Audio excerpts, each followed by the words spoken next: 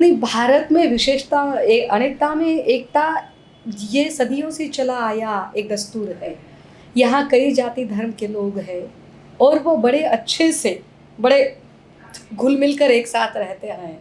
लेकिन पिछले कुछ दशकों से न जाने किसकी नज़र लग गई है, ये जो सियासी खेल चल रहा है, इस सियासी खेल में ये जिस तरह से जमातवाद और धर्मवाद की एक अलग सी बू आ रही है, ये कौन सी फसल है मेरी समझ में नहीं आ रही कि जो फसल बार बार यहाँ नफरत ही बोई जा रही है।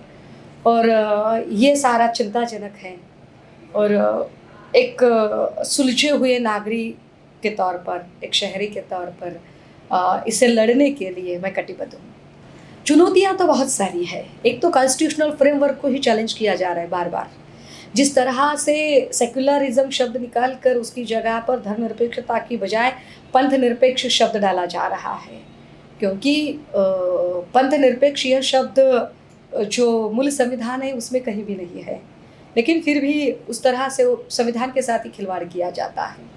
दूसरी बात ये कि यहाँ पर जब चुनावी राजनीति होती है तो चुनावी राजनीति में ब्रेड एंड बटर से रिलेटेड जो इश्यूज़ है, उन इश्यूज़ पर राजनीति होने के बजाय जाति और धर्म पर राजनीति होती है। ये एक अपने आप में चुनौती है और इस चुनौती के साथ हम सबको लड़ना पड़ेगा।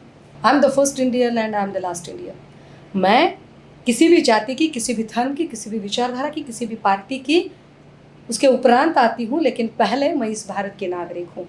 तो इस भारत की नागरिक होने के नाते इस भारतीय गणतंत्र का और इस भारतीय संविधान की रक्षा करना यह मेरा पहला कर्तव्य है। बहुजन समाज पार्टी की मैं बहुत दिनों से, क्या कहेंगे, हम उसके वेल विशर रहे हैं और मैं मान्यवर कांशीराम जी के केडर से तैयार हुई हूँ और मान्यवर कांशीराम जी मेरे लिए एक आइकॉन है, ठीक है। लेकिन आज जिस तरह के हालात है उसमें बहुत सारी ऐसी चीज़ें हैं कि शायद मैं यहाँ शब्दों में बयान न कर पाऊँ, किंतु कुछ ऐसी चीज़ें थी। दूसरी बात ये कि अगर आप आम्बेडकरवादी हैं तो आप शिवसेना में कैसे।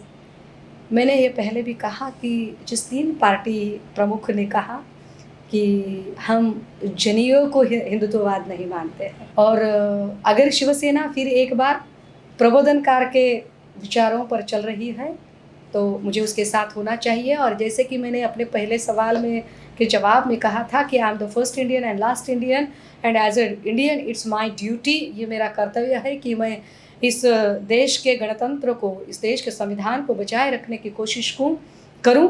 आज की तारीख में अगर जिस तरह से बीजेपी हर एक पॉलिटिकल पार्टी, ओरिजिनल पार्टी को ख़त्म करते चली है और यहाँ के कॉन्स्टिट्यूशनल फ्रेमवर्क को ब्रेक करने की और बार बार उसको आघात पहुंचाने की कोशिश कर रही है, तो उसके लिए एक पुख्ता प्लेटफॉर्म लड़ने के लिए मुझे चाहिए और शिवसेना मुझे वो बड़ा सही प्लेटफॉर्म लगता है। विरोधी विचार होना चाहिए। विरोधी विचार जब होगा तभी तो संसदीय जो लोकतंत्र है, यह लोकतंत्र और ज़्यादा पुख्ता होता जाता है। किंतु बात ये हो रही है कि आज की तारीख में विरोधी गण रहे ही ना, विरोधी विचारधारा रहे ही ना, इसके लिए बात की जा रही है। कोई लोग जब कहते हैं कि बीजेपी को यहाँ से कांग्रेस ख़त्म करनी है या महाराष्ट्र से शिवसेना ख़त्म करनी है, तो मैं जब इन सारी चीज़ों को देखती हूँ तो मुझे ऐसे नहीं लगता कि उन्हें सिर्फ कांग्रेस ख़त्म करनी है या महाराष्ट्र से शिवसेना ख़त्म करनी है। उन्हें वो हर एक आवाज़ ख़त्म करनी है जो उनके विरोध में उठे। उन्हें वो हर एक पार्टी ख़त्म करनी है जो बीजेपी के अगेंस्ट अपनी बात रखती है या बीजेपी की विचारधारा के अगेंस्ट अपनी बात रखती है। और अगर इस तरह से एक एकारापन अगर आ जाएगा तो वह सांसदीय लोकतंत्र के लिए बड़ा हानिकारक रहेगा। नहीं, नीलमताई वहाँ पर सदन की सभापति महोदया है, वह सत्ताधारी गुट में नहीं है, ये पहले दुरुस्त कर लीजिए। दूसरी बात ये कि एक भी महिला वहाँ पर नहीं है क्योंकि ये बीजेपी का ईएसपी है। जैसे मैंने कहा कि कास्टिज्म, रेडिकुलस रिलीजियस आइडियोलॉजी और साथ ही साथ पितृसत्ता और पुरुष सत्ताक जो व्यवस्था है उस व्यवस्था के वो वाहक लोग हैं। इसलिए ये बड़ा लाजमी है कि उनके मंत्रिमंडल में किसी भी महिला का शामिल न किया जाना, क्योंकि जो लोग स्त्रियों को कोई अधिकार देने के हक में ही नहीं है उनसे ये हम कैसे उम्मीद कर सकते हैं कि उनकी ओर से मंत्रिमंडल में कोई नहीं है। देखिए ये जुडिशियल मैटर है, so I don't want to give any particular comment on that. It judicial matter पर कोई मीडिया ट्रायल नहीं होनी चाहिए, लेकिन हाँ हम लड़ाई लड़ रहे हैं और हम इस जुडिशियल सिस्टम पर विश्वास रखते हैं और आने वाले दिनों में हम हमारी लड़ाई जारी रखेंगे। नहीं देखिए, मैंने पहले ही कहा कि अमृत महोत्सव के अवसर पर उसी दिन ऐसी कोई घटना घटती है तो एक अपने आप में कुछ नए एग्जाम्पल सेट करने की कोशिश की जाती है, कुछ नए तरीके के उदाहरण रखने की कोशिश की जा रही है। जिस तरह से 11 अपराधियों को छोड़ा गया, एक साथ कैसे छोड़ा जा सकता है, एक बात। दूसरी बात ये कि अगर मुंबई उच्च न्यायालय ने उन्हें सज़ा सुनाई थी तो उससे बढ़कर कोई उसके लिए बोल सकता है, लेकिन हुआ क्या है कि 14 साल की कोई भी अगर सज़ा काट लेता है तो उसे रिव्यू पिटीशन करने का हक है। इस मामले में भी रिव्यू पिटीशन दाखिल किया गया था और रिव्यू पिटीशन जो आई थिंक वो रमेश सिंह कुछ है जिस अपराधी ने ये दाखिल किया था, उसके बाद सुप्रीम कोर्ट ने ये सारा मामला गुजरात गवर्नमेंट की ओर सौंपा गया और गुजरात गवर्नमेंट ने माफ़ी नीति योजना 2014 के तहत उन्हें छोड़ा जा रहा है ऐसे कहा गया। किंतु जो 2014 की माफ़ी नीति योजना है, उस माफ़ी नीति योजना में साफ साफ तौर से 2 चीज़ें बताई गई थी। एक कि यदि कोई आरोपी सामूहिक हत्या या सामूहिक बलात्कार का आरोपी है और दोषी करार दिया गया है तो उसे माफ़ी नीति योजना 2014 के तहत छूट नहीं मिल सकती। दूसरी बात कि यदि कोई आरोपी Mumbai special police establishment act 1946 के तहत अगर उसे दोषी करार दिया गया है तो उसे भी छूट नहीं दी जा सकती। ये दोनों क्लॉज के ग्राउंड पर देखा जाए तो ये 11 आरोपी एलिजिबल नहीं होते हैं, तो ये गलत बात है, ठीक है। तीसरी बात ये कि मायात्रा नाम के डिस्ट्रिक्ट कलेक्टर जिनकी अध्यक्षता में कमेटी गठित हुई और कमेटी ने कहा कि उम्र, nature of the crime and behaviour in the jail, ये 3 निकष रख कर हमने सोचा है, हमने विचार किया है। लेकिन फिर मेरे सवाल आते हैं कि जब आप नेचर ऑफ द क्राइम कहते हैं कि अपराध का स्वरूप क्या था उस पर निर्भर था, तो क्या बलात्कार और हत्या यह अपराध आपको संगीन नहीं लगता है? क्या यह अपराध इतने साधारण से है? और तीसरी बात यह है कि जब आप बोल रहे हो कि उनका बिहेवियर कैसे, क्या वर्तन में बदलाव, लेकिन कहीं भी वर्तन में बदलाव नहीं लगता है, क्योंकि आरोपी छूटने के बाद अगर एक दूसरे को मिठाइयाँ बांट रहे, खुशियाँ मना रहे हैं, कोई विधायक कहता है कि वह ब्राह्मण होने की वजह से उन्हें प्रताड़ित करने की कोशिश की गई थी, किंतु ब्राह्मण तो बड़े सच्चिल होते हैं, यानी कि जिस तरह का माहौल दिख रहा है उसमें कहीं भी अपने किए गए करतूतों के लिए कहीं भी किसी भी तरह का पछतावा और अपराधियों के मन में नहीं है। अगर अपराधियों के मन में किसी भी तरह का पछतावा, रिग्रेटनेस नहीं है, तो कौन से बिहेवियर की बात कमेटी करती है? तो इसे बहुत सारे ग्राउंड है, लेकिन ये बड़े दुख की बात है कि जात और धर्म देखकर हमें न्याय मिलेगा कि नहीं, ये शायद हमें सोचना पड़ेगा।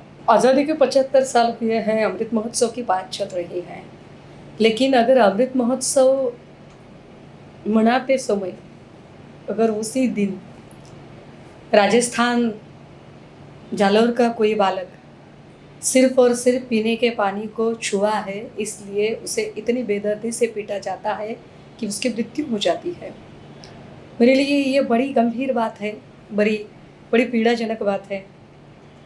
एक तरफ हम अमृत महोत्सव की बात कर रहे हैं, दिल्ली के लाल किले से देश के प्रधानमंत्री श्रीमान मोदी जी कह रहे हैं कि महिलाओं का सम्मान होना चाहिए, लेकिन उसी दिन अगर बिल्किस बानो के जो अपराधी है उन 11 अपराधियों को अगर छूट दी जाती है तो मैं कैसे अमृत महोत्सव की बात करूं? एक तरफ अमृत महोत्सव की बात हो रही है, दूसरी तरफ भंडारा गोंदिया में बड़ी दर्दनाक हादसा एक पीड़ित के साथ होता है। अमृत महोत्सव की कोई तो ऐसी आशादायक घटना घटे कि जिसे देखकर मुझे लगे कि हाँ अमृत महोत्सव होना है, क्योंकि अमृत महोत्सव के अवसर पर भारतीय जनता पार्टी के विधायकों ने और कार्यकर्ताओं ने कहा कि हर घर तिरंगा होना चाहिए, किंतु भंडारा गोंदिया में जिस पीड़ित के साथ बहुत ज़्यादतियाँ हुई और जो बलात्कार की घटना घटी, उसके पश्चात जब मैं उस पीड़ित से मिलने गई, उनके रिश्तेदारों से मिली और मैंने पुलिस से भी बात की, डीआईजी संदीप पाटिल जी से, और उनको पूछा कि क्या मनोधैर्य योजना के तहत इस पीड़ित को कोई मदद मिली है? तो उन्होंने कहा, नहीं ताई, 30,000 रुपये देने हैं, लेकिन कहाँ दे ये सवाल है। क्यों? तो कहने लगे कि ताई बैंक में खाता ही नहीं है। फिर मैंने पीड़ित के घर पर भेंट की और वहाँ का मुआयना किया। वहाँ के जो लोग थे, जो गांव के लोग हैं, स्थानिक के लोग हैं, उनको पूछा कि भाई इसका खाता क्यों नहीं है? तो कहने लगे कि उसके पास minimum identity proof, voting card या आधार कार्ड तक नहीं है। क्यों नहीं है? तो फिर कहते हैं कि ताई उसको रहने को घर ही नहीं है। अमृत महोत्सव की बात हो रही है, हर घर तिरंगे की बात हो रही है, घर ही रहने को नहीं है तो तिरंगा कहाँ लगाएंगे? तो मुझे लगता है कि ये अमृत महोत्सव, ये अदानी अंबानी का अमृत महोत्सव है। ये अमृत महोत्सव देशभक्ति का सर्टिफिकेट बांटने वाले उन भक्त संप्रदाय के लोगों का अमृत महोत्सव है। ये अमृत महोत्सव अभी भी छूताछूत करने वाले वर्णवादी व्यवस्था के उन समर्थकों का अमृत महोत्सव है। लेकिन हम अभी भी झगड़ रहे हैं, हम अभी भी पीड़ा से गुजर रहे हैं, हम अभी भी संघर्ष कर रहे हैं।